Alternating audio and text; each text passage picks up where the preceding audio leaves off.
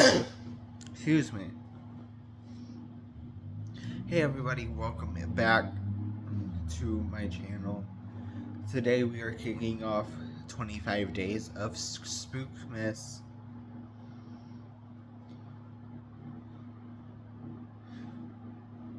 where most of the scary stories will be Christmas related.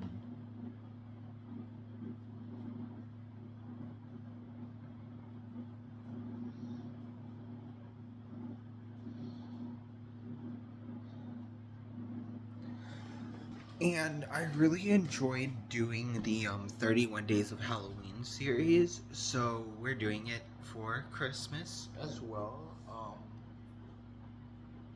And I'm totally not filming this when I have a headache, but when do I not have a headache? Honestly.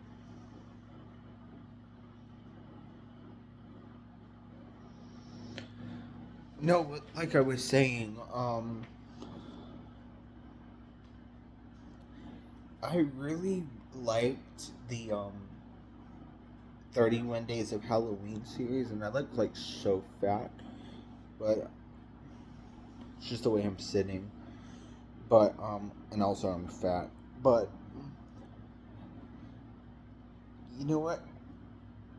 So I'm like, you know what? Let's do it for Christmas. Let's call it 25 Days of Spookmas. So that's the plan for the next 25 days. And I want to start with a little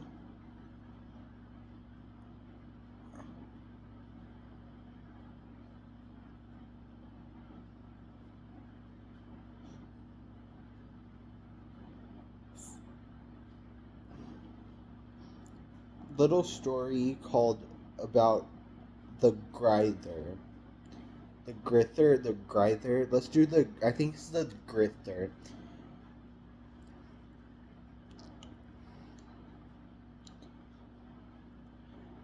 It was Christmas Eve, and the family were gathered in the living room. The father was reading the newspaper, and the mother was knitting a sweater.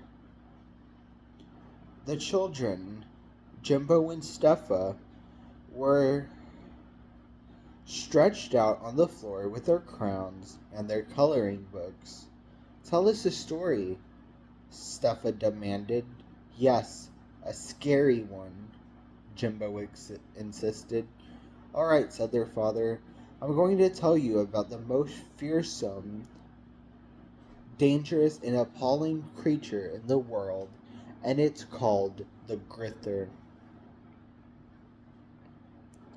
"Oh, now you've done it," said their mother. "You said his name out loud." "Who is he?"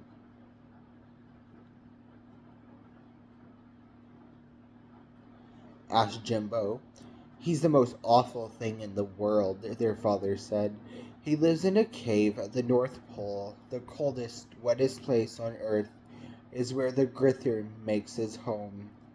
He sleeps in the wreck of a ship that somehow got squeezed into the mouth of the cave. He doesn't mind the cold, and he doesn't mind the wet, but the thing he hates most of all is to hear someone say his name. He has very good ears, and they get bigger every time his name is spoken, anywhere on earth. Sometimes his ears get so big he can use them to fly." "I don't like this story," Steffa whined. "It's too late now."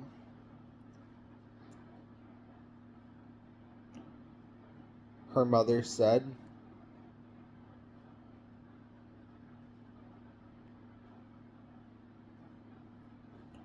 "We've already mentioned his name. The Grither is probably on his way to our house this very minute."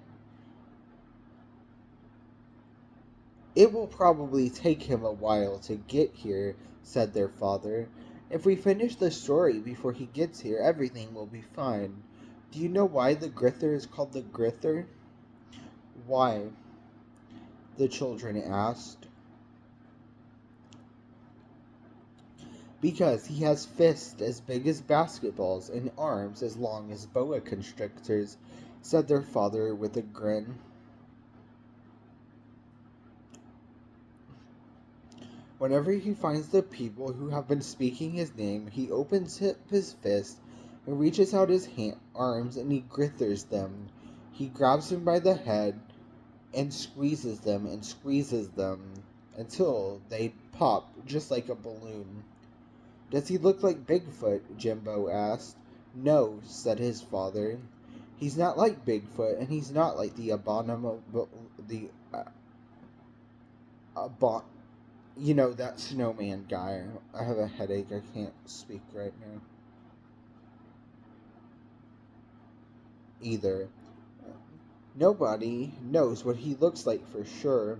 The only people who have ever seen the Grither or the people the Grither has eaten.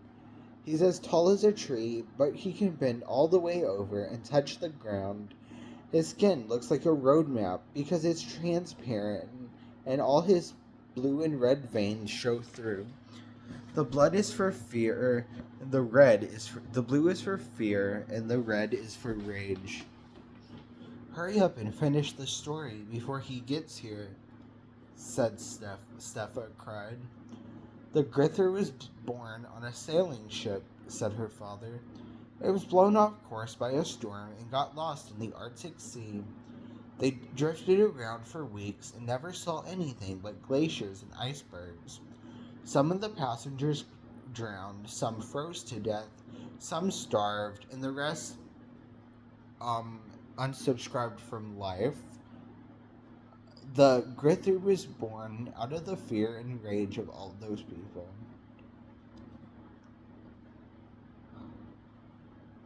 But why does he kill people?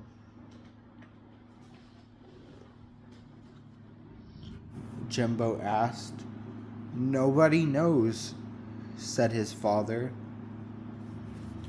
He just doesn't like anyone telling his story. Is that all? Steffa asked. Is that the end of the story? Not quite, said her father. There's only one way to protect yourself from the Grither.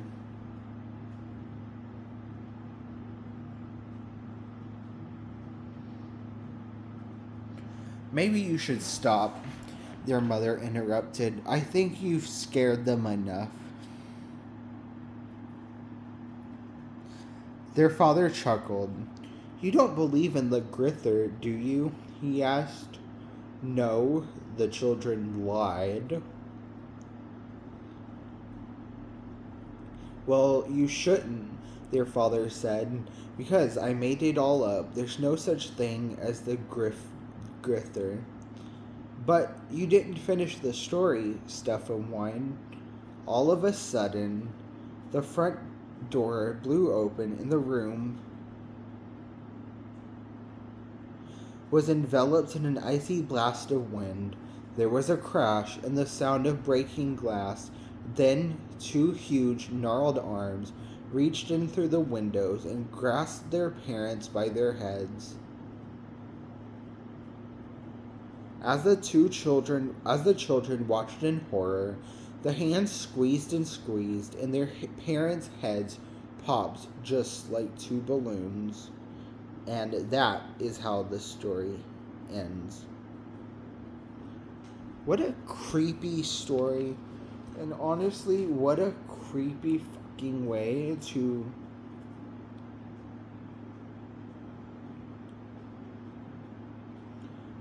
start